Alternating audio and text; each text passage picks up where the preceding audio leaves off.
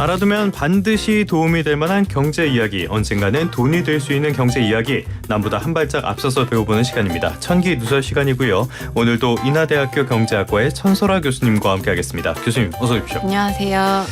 오늘 다뤄볼 이야기는 앞서도 전해드렸지만 원달러 환율 쪽을 이야기를 좀 다뤄봐야겠는데요. 원달러 환율 굉장히 요즘 가파르게 오르고 있잖아요. 분위기가 어떻습니까? 일단은 최근 한 2, 3주 사이에 굉장히 네. 빠르게 오르고 네. 있죠. 그래서 지금 어제까지만 보면 1,385원이었는데 오늘은 조금 내려간 걸로 보여요.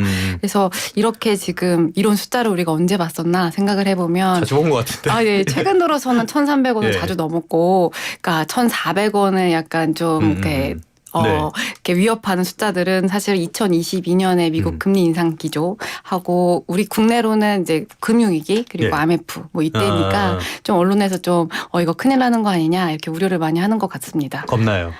네.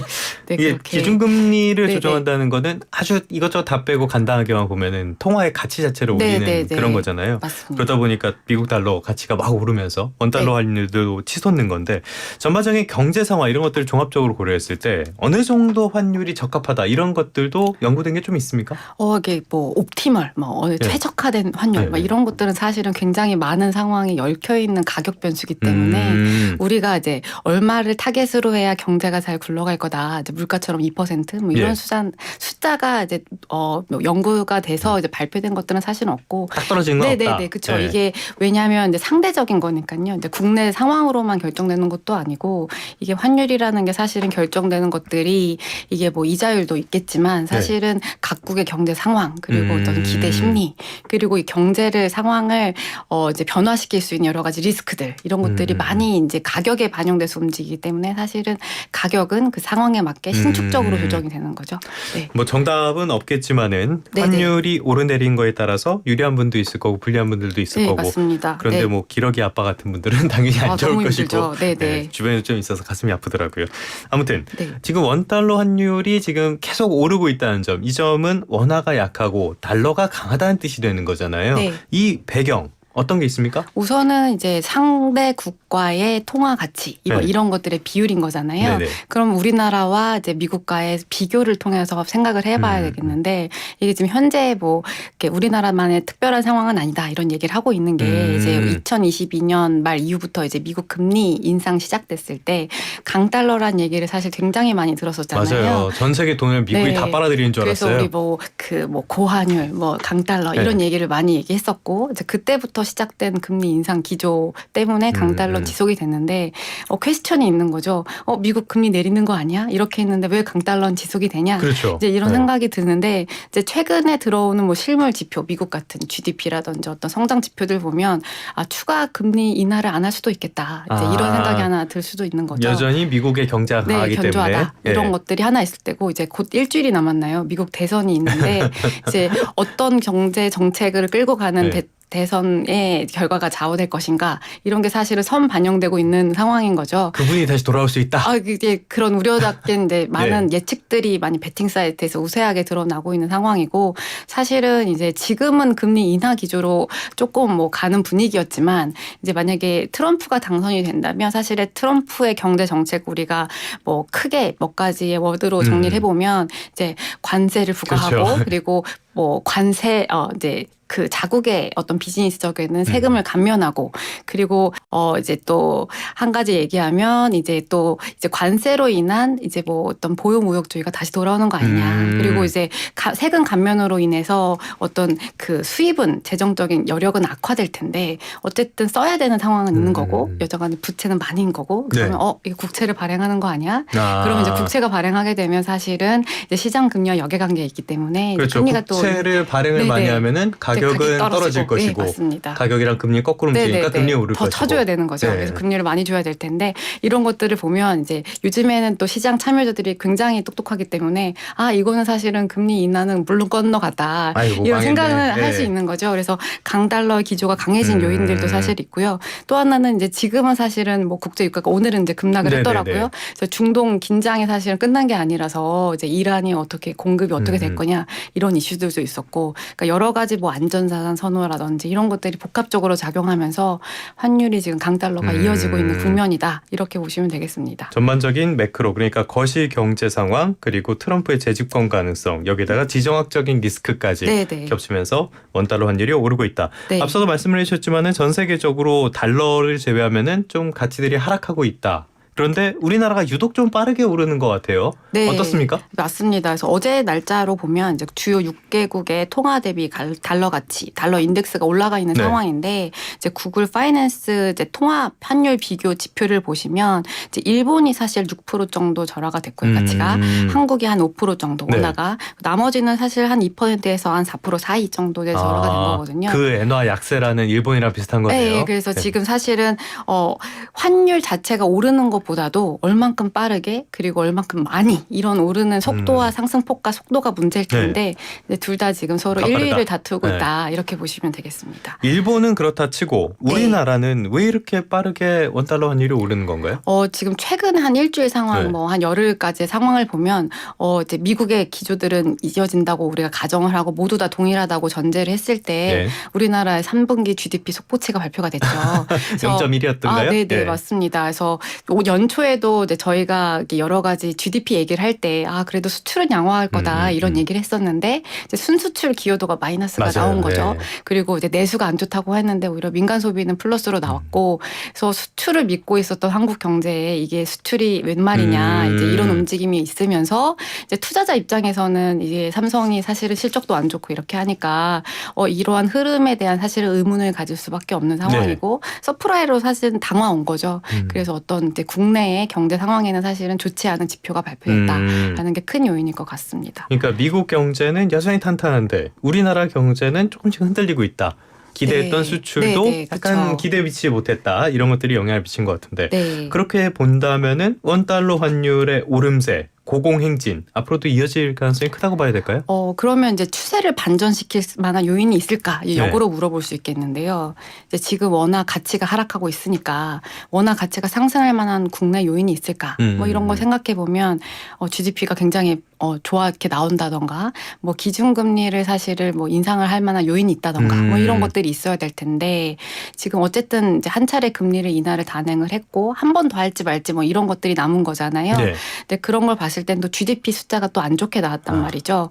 그리고 또 환율은 또 올라가고 여러 가지 지표들이 혼재되어 있는 상황이기 때문에 사실은 이제 뭔가 추세를 반전만 하기에는 어떤 지표들이 굉장히 다르게 움직이고 있고 그렇다고 이제 지금 어떤 내수 회복을 위한 어떤 재정 여력이 있다던가 뭐 이런 것들 추가적인 뾰족한 없죠. 수가 없는 네. 거죠. 네. 지금 마이너스 나고 있는데 무슨 여력이 맞습니다. 있겠어요? 네. 이렇게 어려운 상황. 그래서 원달러 환율은 당분간 고공행진을 이어갈 수밖에 없을 그런 상황이 대단히 크다라고 네. 봐야 될 것 같은데 그래서 여기서 중요한 거. 그래서 뭐 어쨌다는 건데 이 부분이거든요. 원달러 환율이 이렇게 높게 고공행진을 이어가면은 우리 경제 그리고 개인들의 삶 어떤 영향이 있을까요? 사실은 이게 통화 가치이기 때문에 달러 가격인 거죠. 네. 굉장히 곳곳에 여러 가지 의사 결정에 영향을 줄 수밖에 없고요. 이제 우선은 이제 양면이기 때문에 아까 말씀하신 것처럼 누군가는 이득을 볼 수도 있겠죠. 이제 네. 수출 기업들이라든지.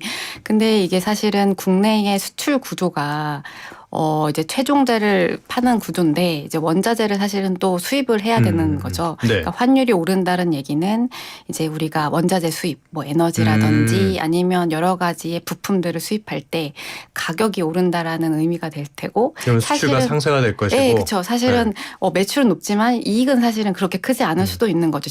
적으로 간다면 그리고 이제 또 수입 물가가 상승이 된다고 한다는 것은 이게 우리나라 소비자들이 또 같은 제품을 해외 제품을 구매할 때 더 많은 돈을 지불해야지만 똑같은 제품을 구매할 수 있음을 의미도 하고요. 수입 물가는 도매 물가로 가고 그건 소비자 물가로 가니까. 맞습니다. 그리고 마지막으로 지금 가까스로 물가가 내려왔잖아요. 근데 또 이제 물가를 자극할 만한 하나의 큰 요인이 바로 환율인데 이것이 다시 이제 물가를 자극할 만한 요인이 되는 거죠.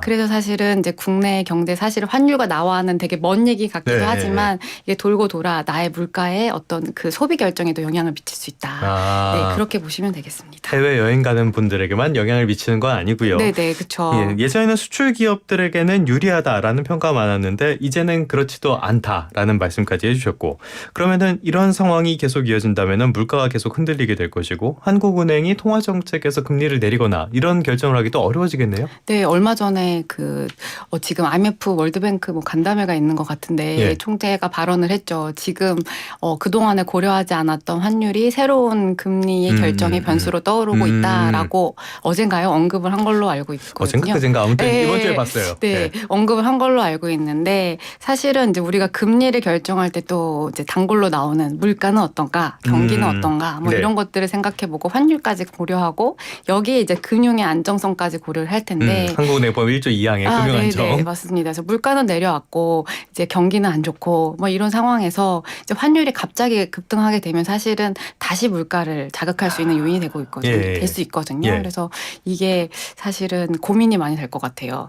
이게 또 수출 자체가 또 우리는 믿고 있었는데 또 GDP가 그렇게 떨어지면 사실은 경기를 부양시키려고 이제 뭐 여러 가지 노력들이 가야 될 텐데 이제 사실은 금리로 경기를 부양한다기보다 이제 경기를 안정화시키려는 노력을 해야 된다는 건 맞는 거죠. 하지만 이제 환율이 급격하게 변동하면 사실은 이런 것들을 다 더 큰 위험으로 번질 수도 있기 때문에 이제 이런 것들 염두하고 있는 것 같습니다. 아이고 골치야. 네. 금통위원도 지금 같은 때에는 하는 게 하기 어렵다. 네. 별로 좋은 거 같지가 않아요. 네. 그런데 우리가 이제 환율이 너무 높아지게 돼서 그것이 문제가 생길 가능성이 있다. 그러면 정부에서 어떤 신호 같은 것들을 주곤 하잖아요. 어떤 식으로 개입을 합니까? 이게 사실은 예전에는 이렇게 우리가 이제 자유변동 환율제를 채택하고 있기 때문에 개입을 한다는 것 자체가 사실은 좀 눈치를 많이 보였거든요. 그래서 뭐 환율 조작국이니 막 이런 것도 있고 그러잖아요. 관찰 대상국이니 막 이런 얘기를 했었는데 요즘에는 이제 금리 인상 기조 때문에 워낙 전 세계의 통화들이 다 힘들어하고 있으니까 조금 그래도 좀 사정을 봐주는 건가요? 사정을 봐주는 느낌으로 가고 있는 것 같아요. 그래서 뭐 일본도 그렇고 한국도 그렇고 이제 나중에 차후에 이제 얘기를 하는 거죠. 이제 우리 했었다 이렇게 얘기를 하긴 하는데 이제 일단은 구두로 먼저 개입을 하는 거죠. 이렇게 환율이 급등하는 흐름을 가만 보고 있지는 않겠다. 이제 우리가 안정적으로 관리할 여력이 충분히 있다. 이제 어쨌든 시장을 안정시키려는 노력을 1차적으로 할 수 있을 거고요. 만약에 이게 몇몇의 투기 세력에 의한 뭐 과도한 움직임이라면 사실은 경고성 발언을 할 수도 있겠죠. 그럼에도 사실 들여다보겠다. 면밀히 누군가를 보겠다 이렇게 얘기할 수도 있는 거고. 나 보고 있다. 내가 널 보고 있다. 근데 만약에 이 두 개가 해결이 안 된다면 사실은 실제 이제 개입을 할 수가 있는 거죠. 이제 환율이 급등락을 반복한다던가 이제 외환 시장이 출렁일 때 이제 뭐 우리가 가지고 있는 어떤 쌈짓돈을 이용해서 이제 뭐 달러를 매도하거나 매수할 수 있는 상황인 거죠. 그래서 1,400원을 예전에 한번 이제 크게 올라갈 우려가 있을 때 한번 이제 또 달러를 사들였던 걸로 이제 알고 있고 이제 그런 식으로 좀 개입을 할 여지는 있는 거죠. 근데 말씀하신 것처럼 구두 개입 이거는 뭐 입으로 하는 거니까 아무 문제가 없지만 직접 시장에 개입하는 거는 약간 국제적으로 부담이 있는 것도 사실이긴 하잖아요. 지금 상황에서는 당국이 보기에는 당장 개입이 필요한 상황은 아니다 이렇게 보는 것 같은데 교수님께서는 어떻게 보세요? 일단은 이게 일시적으로 오른 건지 계속 추세적으로 가는 건지 뭐 이런 것들을 지켜볼 필요는 있을 거고요. 이제 너무 또 개입을 하는 거는 또 지금 아직 대선이 남았기 때문에 또 대선 후에 어떤 불확실성이 추가적으로 발생할 수 있을지 모르는 거거든요. 그리고 지금 만약에 환율이 오른 원인이 트럼프 트레이드 뭐 이렇게 얘기하고 있는 트럼프에 베팅하고 있는 움직임이 있다고 한다면 만약 이제 해리스가 당선됐을 때 이제 그런 것들은 소폭 안정적인 흐름으로 갈 수도 있는 거고요. 그렇지 않을 경우엔 사실은 더 조심해야 하는 게 또 트럼프 정책 자체가 이제 이런 그 환율 움직임을 주시하는 어떤 그 정부 기조잖아요. 그래서 어떤 우리가 지금은 뭐 관찰 대상국이 아니지만 뭐 흑자를 그렇게 좋아하는 국가는 미국은 좋아하지 않기 때문에 뭐 그렇죠. 이런 것들의 개입을 어느 정도까지 또 우리가 할 수 있을까 이런 것들도 사실은 고민해볼 상황이라고 생각은 하고 있습니다. 어떤 분이 그렇게 평가를 하시던데 트럼프가 만약에 당선이 된다. 그러면 단기적으로는 환율이 오르겠지만은 연말쯤에는 다시 좀 진정될 가능성이 있다라고 하시던데 그 부분에 대해서 어떻게 보세요? 저는 환율 예측만큼 어려운 게 없다. 그분도 그 말씀하시더라고요. 그래서 환율을 예측할 수 없다. 저는 이 원약 변수가 워낙 많고 사실은 이게 이제 우리가 사후적으로 해석할 때 어떤 요인이 작용했을 거다라고 얘기하는 거지 사실은 어떤 요인이 강세해서 어떻게 될 거다라는 거는 사실 저는 알겠습니다. 네, 어렵다. 이렇게 생각하고 있습니다. 네, 네. 천기 누설은 살짝 피하시는 걸로 네네. 알겠습니다. 뭐 여러 가지 변수들도 있고 여기다 네. 환투긴 세력 이런 사람들까지 개입을 하니까 그쵸. 굉장히 좀 네네네. 어려운 문제는 맞는데 일단은 1,400원 정도 이렇게를 약간의 그 저항선 정도 이렇게 심리적 보는 저항선. 네네네. 것 같아요. 1,400원 넘어설 가능성. 또 어렵죠? 그게 사실은 뭐 개입을 할 여지도 있고요. 네네. 그리고 지금 우리가 1,300원 넘었을 때도 엄청 예전에 언론에서 많이 우려를 했었는데 맞아요. 언젠가 가격이- 익숙해졌어요. 네. 1,300원이. 그게 사실은 이게 가격이 움직이는 거기 때문에 이제 워낙 우리가 코로나 이후에 그리고 뭐 인플레이션이 오고 금리 인상 기조가 있다가 없어지고 이런 거에서 경제가 사실은 적응하는 단계에서 가격이 조정되는 국면이었거든요. 예. 그래서 어떻게 보면 국면이 전환됐다. 뭐 코로나 이후에 경제 체제가 바뀌었다. 이렇게 볼 수도 있고요. 사실은 이게 1,400원이라는 숫자에 사실 우리가 그렇게 유의도 할 수 있겠지만 이게 우리 경제가 버틸 만한 수준은 어디인가. 이게 1,400원이 아닐 수도 있고 뭐 1,410원이 될 수도 있는 거고요. 네. 그래서 너무 이렇게 이제 숫자 자체를 우리가 보기보다는 얼만큼 빠른 속도로 우리가 감당할 속도로 움직이는가를 봐야 한다. 이렇게 생각을 하고 있습니다. 알겠습니다. 이 부분 하나만 짧게 짚어보고 마무리할게요. 올해 네. 세수 펑크난 부분 중에서 외국환 평형기금 네. 최대 6조 원 끌어다 쓰겠다 이렇게 정부에서 밝혔는데 이 외국환 평형기금이라는 게 이 비상금으로 쓰는 거 아닌가요? 지금 같은 상황에서? 네, 맞습니다. 근데 이렇게 써버려도 되는 거예요? 이제 원칙적으로는 기금의 목적이 있기 때문에 예. 사실 건들면 안 되는 거죠. 그래서 일단은 지금 워낙 세수 펑크가 심하기 때문에 이제 네. 여기저기 끌어다 쓰는 걸로 보이는데 이게 정말 국가의 비상사태고 유사시일 때 뭐 한 번 정도는 괜찮지만 사실 작년에도 많이 썼잖아요. 맞아요. 그래서 예. 이런 것들이 되게 반복적으로 되는 것들은 어떤 우리가 정말 환율에 문제가 생겼을 때 방어하기 어려운 상황으로 갈 수가 있고요. 두 번째로는 정부 정책에 대한 사실은 신뢰성이 떨어질 수도 있는 거죠. 이게 사실은 제대로 가려면 사실은 세입 세출 계획을 다시 짜고 그리고 이거에 대해서 어디서 이제 우리가 틀렸는지 이런 거 추계를 다시 고민해보고 이렇게 가야 하는 건데 이게 기금의 목적과 이런 것들이 사실은 지금은 많이 혼용돼서 쓰이고 있다의 우려를 표하고 싶습니다. 결과 좋은 건 아니다. 외환 위기까지 네. 가고 그런 상황은 물론 아니겠지만 네. 정책에 대한 신뢰라는 문제는 정말 한번 짚어봤으면 네. 좋겠습니다. 지금까지 인하대학교 경제학과 천소라 교수님과 함께 우리나라를 둘러싼 원달러 환율 문제 종합적으로 짚어봤습니다. 오늘 말씀 고맙습니다. 감사합니다.